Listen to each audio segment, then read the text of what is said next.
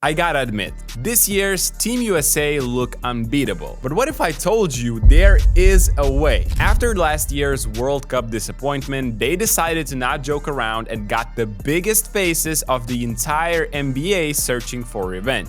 Amazing dunks, legends playing together, and intense defense. Team USA showed improvements with every passing friendly game. And arguably the FIBA GOAT Kevin Durant hasn't even touched the floor yet. However, just like any other team in the world, they do have weaknesses. And in this video, we are going to examine whether someone can actually beat Team USA in the Olympics or no. Gonna wait fast break. Look at that crossover. Edwards.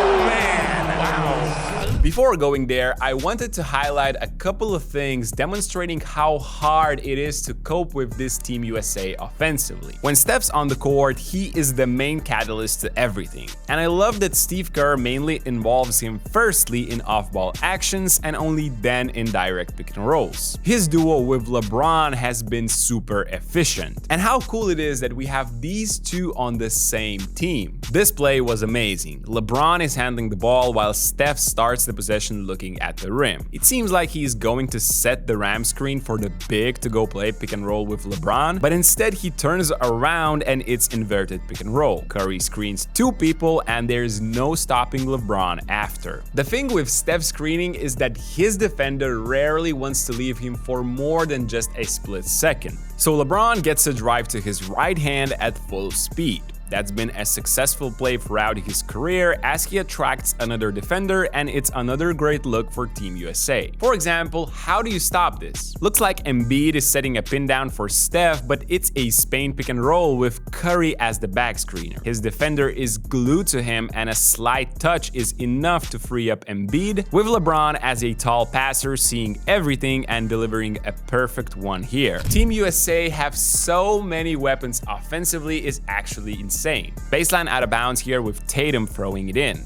And again, it all starts with Steph. Pick for Tatum, his man absolutely refuses to bump longer than for a millisecond. And of course, LeBron can see this pass. By the way, that's the same play Golden State run in their offense too. And that is just a small part of their offense, but I thought it looks the best when Steph is running around and setting screens. On top, you have great ball movement as these guys seem to enjoy playing together and have accepted their roles. For some, they are way smaller than they're used to, so that's a big adjustment to make. And even when the opponents think they have played good defense, you have Anthony Edwards in the second lineup doing things like this to kill their hopes. Really meets it right in his pocket. Edwards step back for three anyway. On defense, the second unit with AD and Bam sound like trouble, and oh boy they are. The Americans switch all as their bigs are more than capable of keeping guards in front, plus their length is creating havoc in a smaller FIBA court with no defensive 3-second rule. But we are not here today to talk only about that.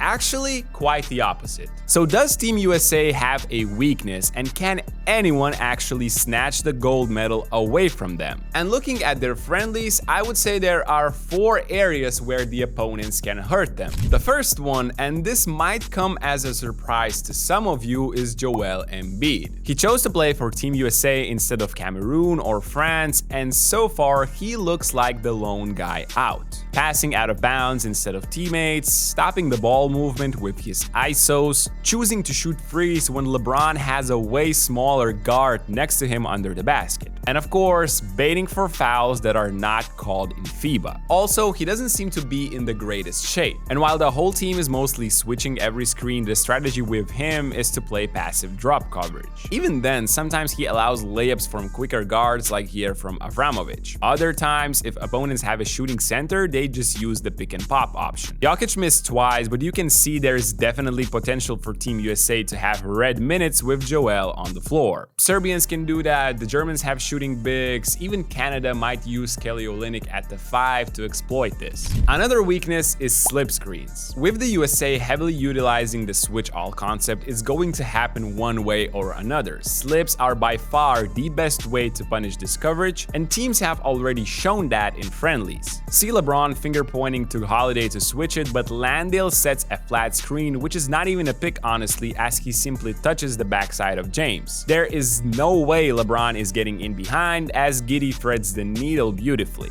Australia were very direct about the usage of slips. Here it's an early post entry and a split action as Curry gets a taste of his own medicine. It would have worked for Serbia too, as Avramovic slips the inverted pick here and Embiid is lost, but Alexa simply doesn't catch this pass by Jokic. Looking at this, I am pretty sure European teams will try to spam this action against the switch-all strategy from Team USA. The next obvious target area is off-ball actions. But before we look into it, a quick shout out to the sponsor of this video, Hostinger. I've tried it and an AI-powered website builder allowed me, a complete beginner and a person with no coding skills, to have a website that looks absolutely awesome. Hostinger has thought about everything. AI logo maker can assist you with the logo, AI writer will have your text simpler to find while searching. On top, you can have your website ready in a few minutes and manage it all from your phone. That's how comfortable Hostinger is. So go create your own website now and grab an additional 10% discount with our code BNews10. Okay, so the Americans are outstanding in on-ball defense due to their superior athleticism, but some guys may lack focus off the ball, and hey, Anthony Edwards. It has historically been a red flag for most USA teams,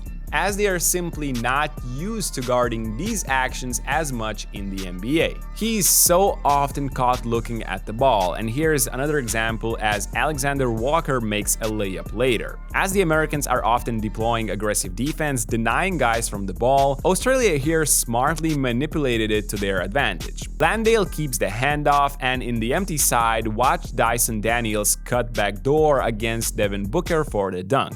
But the best examples come in off-ball actions. After an elbow catch, watch how Holiday and Halliburton get confused on this movement by Patty Mills. He is open, Dellavedova is free too, as USA are still trying to scramble around. Mills keep moving and switches his free later. In the next possession, it's a double screen here, and watch how quickly Team USA get lost trying to figure it out. Hallie is laid, Holiday sees it and thinks to switch, but Tyrese is following his man and Landale scores. Wide open, Landale finishes. Nice play. Last year's semifinal was the best example of how teams can profit off of this, when the Germans and in particular Andreas Obst punished the Americans on 3 straight off-ball possessions with the same set play. So maybe Germans or somebody else can do it again this year? And last but not least, the offensive rebounds problem. It was huge for them last year in the World Cup, with Team USA allowing 18 or 22 second chance opportunities, not even points, to their opponents. Not sure why, but they rely solely on their wingspans and jumping abilities instead of at least trying to box out. Australian Jock Landale had 7 second chance opportunities alone in their friendly match. And watch this to get better understanding.